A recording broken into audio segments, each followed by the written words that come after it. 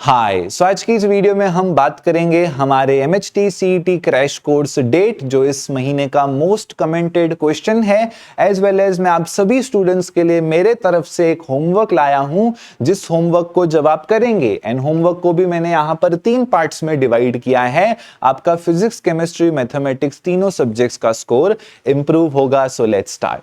बात करें अभी क्रैश कोर्स डेट के बारे में। अभी के जो दिन चल रहे हैं, यानी अगले महीने आपके एग्जाम शुरू होने वाले हैं, जिसमें आपके प्रैक्टिकल एग्जाम्स कुछ इन डेट्स में होंगे। यहाँ प्रैक्टिकल एग्जाम्स होंगे, यहाँ आप इंग्लिश की तैयारी करोगे। ये जो डेट्स हैं, ये डेट्स हैं रश वाली डेट्स। ओके, बहुत ज्यादा रश है, घाई है, भागदौड़ है।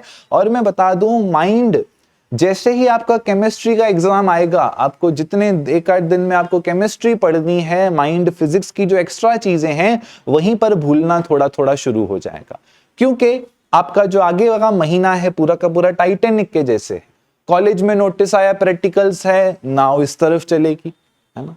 यहाँ ऑफलाइन क्लासेस में प्रीलिम्स का आया, वहां चले जाओगे, तो चीजें ऑलरेडी बहुत ज्यादा डिस्ट्रैक्टेड हैं। तो यहां पर मैं आपको ना एक बेसिक सी की शेयर करूंगा आपके साथ। बेसिक सी की ये है हमारी पहली की, जिसके बेसिस पे आप MHT CET एग्जाम को क्रैक कर सकते हो। उस की चाबी का नाम है क्वांटिटी। ओके, उस चाबी का नाम क्या है? उस चाबी का नाम है क्वांटिटी। जिसने क्वांटिटी कवर की, एग्जाम क्रैक होगा, अच्छा परसेंटाइल आएगा। जो क्वांटिटी कवर नहीं कर पाया, अनफॉर्चुनेटली लिमिट्स आ जाती हैं। तो कोई बोलेगा सर क्वांटिटी क्या कह रहे हो, मुझे तो नहीं समझा। तो 1 मिनट के लिए समझते हैं। आप बिलो एवरेज हो, एवरेज हो, अबव एवरेज हो, सब लोग इसको ध्यान से समझो। हमारे MHT CET फिजिक्स के सिलेबस में आ जाते हैं 24 चैप्टर्स, जिसमें से 8 चैप्टर हो जाते हैं हमारे क्लास 11th के। And majority of the students से जब पूछा जाए कि आपको ऑप्टिक्स आता है क्या, डिटेलिंग में आपको थर्मल प्रॉपर्टीज आता है क्या, आपको काइनेमेटिक्स आता है क्या, तो थोड़ा सा डरा हुआ चेहरा बन जाता है।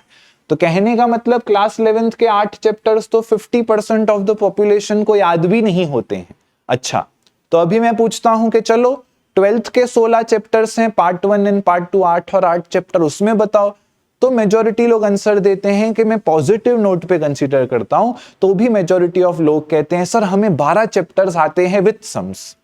मैं बहुत पॉजिटिवली बोल रहा हूं कि सर हमें 12 चैप्टर्स आते हैं विद सम्स। हमेशा इससे आंसर नीचे ही सुनाई देता है, बट समझो मैं अज्यूम करता हूं कि आपके 12 चैप्टर्स हो गए हैं विद सम्स, तो भी यहां से आपके 4 चैप्टर रह ही जाते हैं 8 चैप्टर 11th के, जिसमें अभी एक आध टॉपिक नया भी ऐड हुआ है, प्लस 4 चैप्टर यहां के, यानी 12 चैप्टर्स का तो स्टूडेंट्स को थियरी भी नहीं पता होता है।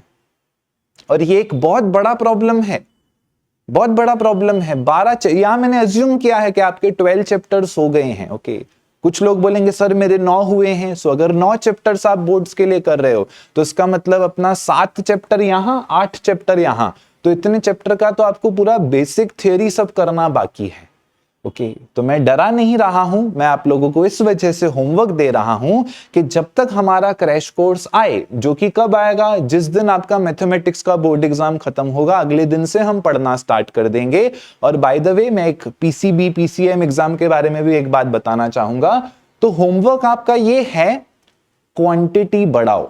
अगर आपको लग रहा है कि आपके पास टाइम है, जैसे कुछ लोगों ने बोला सर आपकी वजह से पढ़ाई में डिले हो रहा है, आप क्रैश कोर्स लाते तो पढ़ाई हो जाती, तो जिन लोगों को लग रहा है आपके पास टाइम है और आप बिलो एवरेज स्टूडेंट हो, आप पहले तो क्वांटिटी बढ़ाओ। आपकी और मेरी दोनों की मदद हो जाएगी, बिकॉज CET तब होगा जब आपने थियरी की है। तो बिलो एवरेज स्टूडेंट्स ने अगर 8 चैप्टर किए हैं, तुम 10 चैप्टर करो, 2 चैप्टर फिर CET में सीधा सम्स करना पड़ेगा। नहीं तो कुछ लोग बोर्ड्स के बाद थ्योरी करना चालू करते कि चलो बोर्ड्स में नहीं हो पाया, अभी एग्जाम CET में करेंगे। अगर आप एवरेज स्टूडेंट हो और आपने 12 चैप्टर्स क्लास 12th के किए हैं, तो अभी 14 चैप्टर्स करो। और अगर आप अबव एवरेज स्टूडेंट हो, आपके 16 के 16 चैप्टर फिजिक्स के हो गए हैं, 16 चैप्टर विद सम्स हो गए हैं, तो अभी जब तक मेरा क्रैश कोर्स आए, जब तक मैं शुरू करूं केमिस्ट्री और मैथमेटिक्स को, आप MHT CET में आगे लेके जाओ, ताकि फिर फिजिक्स में ज्यादा समय दे पाओ। केमिस्ट्री और मैथमेटिक्स के आप 3-4 चैप्टर कर दो। तो ये है मेरा होमवर्क सभी के लिए, बिकॉज हमारे CET को क्रैक करने की जो चाबी है वो है क्वांटिटी। क्वांटिटी से मेरा मतलब है पहले थ्योरी आपको थोड़ा तो करना पड़ेगा, नो डाउट। मेरे CET के लेक्चर्स में मैं बेसिक थ्योरी से ही स्टार्ट करता हूं, बट यहां अगर आप क्वांटिटी कवर करते हो तो बोर्ड्स का भी आपका भला हो जाएगा, एज वेल एज सीईटी में फिर आपको सीधा सम्स पे टच करना पड़ेगा। तो ये था मेरे तरफ से सबके लिए टिप। लास्ट चीज जो मैं कहूंगा, प्रेशराइज मत हो आप, सीईटी की डेट 17 अप्रैल से ही कंसीडर करो, बिकॉज पीसीबी एग्जाम की उतना ज्यादा सिग्निफिकेंस, उतना ज्यादा इंपॉर्टेंस नहीं है। लास्ट ईयर भी पीसीबी पहले से ही हुआ था स्टार्ट, बट आप पीसीएम की डेट्स को ही पहले कंसीडर करो।